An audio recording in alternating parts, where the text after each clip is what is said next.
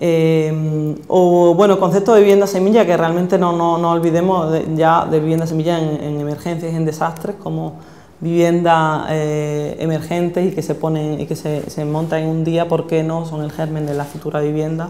O estos desarrollos de vivienda que se han llevado a cabo no solo entiendo mucho en Latinoamérica, sino incluso también en el sur de España, que iba construyendo como esa casita baja dando a la calle y detrás tenías el corral y cómo ese corral poquito a poco se iba como construyendo y colmatando, ¿no? Realmente, más que quedarnos con... Estos realmente son los ejemplos, luego están fichas de la estrategia en sí y a ver de qué manera esta manera de crecer podemos traducirla a la vivienda colectiva. Ahí un poco esta parte del reto y de la aportación. O esta en concreto, que simplemente es la posibilidad, que mucho de esto, lo alucinante de esto es que realmente ahora mismo en España por lo menos sería ilegal. Tú no puedes hacerlo o es muy complicado porque tienes unas alturas de suelo a techo determinadas máximas, porque a ver de qué manera, ahora para simplemente poner un forjado, que igual es simplemente de madera, tienes que hacer un proyecto entero nuevo, un técnico nuevo, con un visado nuevo, o sea, lo que estamos intentando es trabajar también a ese nivel, no solo de proponer estrategias tipológicas como ilusorias, sino verla, a ver de qué manera en nuestro contexto andaluz o español la podremos llevar a cabo. Y este es tan sencillo como simplemente una vivienda que tiene 2 entradas y que te permite que esto se ha hecho realmente de manera supuestamente ilegal, y para nosotros es casi el interés que no sea legal, sino que sea permitido, el que como tú creces o decreces, tú puedes ir ocupando parte de la vivienda, alquilando otra parte, si empiezas a necesitar más, ocupas toda la vivienda, si empiezas a necesitar menos, porque igual ya eres un anciano o una persona mayor y los hijos se van, te quedas con la planta baja, con el apartamento pequeño y además con las otras plantas las alquilas. O sea, realmente son como estrategias tipológicas a niveles muy amplios. Y bueno, y aquí por meter un poco una ficha de lo que realmente, marcar y entender lo que nosotros hemos realizado, dónde está, y pues realmente sería una vivienda progresiva cualitativa, ¿no? O sea, como veis es una progresividad o una adaptación al usuario muy pequeña, muy concreta la que hemos realizado, ¿no? Y bueno, ya un poco para terminar y haciendo alusión a la vivienda semilla, bueno, comentaros que esto ahora mismo está está en el horno, está todavía cociéndose, y que la idea es cuando tengamos esa estructura base de esa plataforma, si la pretendemos como difundir al máximo, ya se la mandaremos a Alberto también, para que realmente sea como nos gustaría que las experiencias que puedan conocer, no solo a nivel tipológico, sino incluso a nivel de gestión, por eso me interesa ir o conocer experiencias de cooperativas de vivienda o de cohousing o de autoconstrucción, simplemente para ofrecer esa paleta de posibilidades de manera muy sencilla, y que además el que quiera realmente ahondar y profundizar en esas posibilidades, tener por lo menos una bibliografía, unos contactos, unos links, unos profesionales, unas experiencias, y casi que abrirlo al público y al que esté interesado, ¿no? Y esto en concreto, el material es relativamente malo, pero esta es una de las viviendas semillas y realmente de la experiencia que yo realicé en los campamentos de refugiados saharauis. Aprendí mucho de manera que sin darme cuenta, lo que iba aprendiendo en un lado lo iba también poniendo en práctica en el otro. Y esto es un poco, esta es la jaima, esto es el elemento high-tech de la arquitectura saharaui, y es high-tech, y no lo digo con ironía, sino que realmente cómo funciona esta jaima es muy interesante, porque en función del día y de la noche funciona de manera diferente, en función de si es invierno, si es verano, también van abriéndole, digamos, las compuertas verticales, y puede hacer muchísimo calor y corre un aire estupendo por debajo. Luego se han ido construyendo piezas de adobe, y entonces pues en verano, por ejemplo, era el lugar perfecto para dormir y no para pasar el día porque es demasiado caluroso, y en invierno al revés, era el lugar para estar durante el día, en invierno al revés, ¿no? Y lo interesante del aprendizaje de ir construyendo a la medida que van necesitando, pues realmente esta gente lleva 35 años en los campamentos de refugiados saharauis, en principio eran todos jaimas, y poquito a poco, ya os digo, la imagen es muy sencilla, muy mala, pero bueno, me sirve para enganchar lo que os vengo contando con el proyecto que ya terminando os esbozo.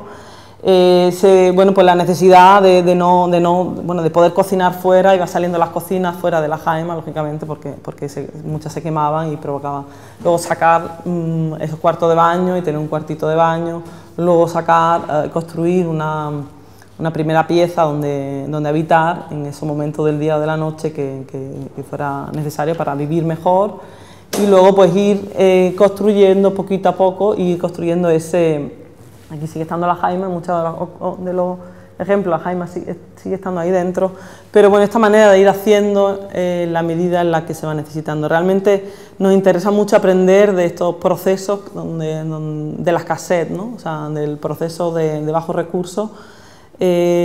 puesto que además entendemos que son momentos para aprender de ellos, y nuestros retos, nuestra labor es a ver cómo traducimos esto que esta gente en mitad del desierto o estas otras experiencias que os he enseñado, traducirlas a ver cómo podemos hacer vivienda colectiva y vivienda social en la actualidad en España, ¿no? Y bueno, pues esta es la imagen de una vivienda, ¿no? Un poco me parecía bonita enseñarla. Y bueno, termino con un proyecto que no iba a contar, pero hablando con Alberto, él me insistía en que la contara. Aquí aprendí mucho de que, bueno, en concreto era el campamento de refugiados saharauis en Tinduf, que está en Argelia, y como uno va como técnico, arquitecto, que supuestamente va a enseñarle o va a mejorar las condiciones de vida de una gente, pero claro, esta gente vive en una cultura árabe, vive en mitad del desierto, han sido nómadas, beduinos de tradición, y tú cómo puedes llegar a un sitio y decirle a la gente cómo tiene que vivir, ¿no? Entonces, ahí un poco bajarte un poco de la mirada y casi que aprender de cómo ellos viven y casi que haces un poco de traductor y bueno, mejorando, aprendiendo de sus tecnologías, quizás aportándole pequeñas mejoras, bueno, pues crear espacios en este caso, para la mujer, ¿no? La mujer saharaui tiene un potencial bueno, tiene un peso en su sociedad muy grande, y además era muy consciente de la necesidad de tener un espacio para existir. Y eso lo saben porque son exiliados y porque también son mujeres. Y entonces tenían una demanda muy grande en cada campamento, tener una casa de la mujer, para el debate, para la formación, para dejar a los niños mientras se forman, mientras trabajan. Y bueno, pues vino un poco la demanda Fue interesante porque, bueno, esta gente está aquí, no entro en tema político, pero esta gente, estamos aquí, está el Sáhara ocupado, el Sáhara liberado, y estamos aquí, ¿no? Y bueno, imágenes, más que contarlo detenidamente, para que veáis como arquitecto me parece fascinante, como esta gente en mitad de la nada ha ido como construyendo sus propios barrios. Todo tiene un porqué, realmente. Todo tiene un porqué. De hecho, en cada una de estas islitas hay un cardium de cumanos, hay unas calles que van cruzando ortogonalmente, y además por temas de epidemias y temas de fuego, pues son como grupos de viviendas separadas unas de otras, y donde además el hospital está fuera de cualquiera de estos núcleos. Y bueno, esto es una imagen de Google, pero para que veáis en este contexto en el que uno trabaja cuando llega allí, y que casi que, además esto es esta es la zona construida, realmente la casa de la mujer. Esta es una imagen de los campamentos hoy día, al principio eran solo las jaimas, y poquito a poco, después de 35 años, esto es lo que han ido construyendo en adobe, y donde la casa de la mujer, en cada una de estas como amebas, estaba como aquí, elegida por ellas y tal, pero realmente aquí la sensación de construirlo en mitad de la nada, o sea, una sensación de horizonte y de vastedad, donde la medida era muy difícil de entenderla, y donde además fue muy interesante porque se hizo ese trabajo en este caso de técnicas a usuarias donde ellas mismas, además, por primera vez casi en su vida, un poco estuvieron, ellas no llegaron a autoconstruirla, pero sí a dirigir la obra, mientras nosotros estábamos en España, nosotros íbamos y veníamos, y ellas, que de hecho no tenían formación técnica, iban mandándonos informes de cómo iba la obra, ellas gestionaban el propio dinero y tomaron juntamente con nosotros las decisiones del programa y digamos de la arquitectura a realizar, ¿no? Y bueno, esta realmente es la planta de la casa, tiene esa forma, digamos, va construyendo ese patio, también porque el siroco ahí es muy fuerte y la necesidad como de abrirte hacia adentro, y también de construir en redondo, porque efectivamente la arena es muy adversa con el viento, y entonces en todas las esquinas la arena se acumula y es un esfuerzo a los muros muy grande. Entonces, digamos, una cierta circularidad ayuda a todo el tema de los vientos, ¿no? Y algunos edificios públicos que identificamos por allí, que eran los antiguos, que nos parecían más interesantes, eran igualmente redondos, ¿no? Entonces se hizo este trabajo con ella, fue un proyecto que duró bastante tiempo porque pasamos desde la financiación y que bueno, enseño simplemente algunas imágenes de lo que fue la casa. Este es un poco el interior, donde bueno, todo fue construido en adobe y donde las distintas estancias efectivamente iban abriéndose a ese patio. Nosotros siempre quisimos cubrirlo por aquello del sol, y ellas nos decían que no hacía falta, y luego lo entendimos porque efectivamente el propio edificio iba haciendo una sombra siempre en cada uno de los lados. En alguno de los lados siempre iba quedando un banquito para sentarse a la sombra, ¿no? Y bueno, son imágenes de la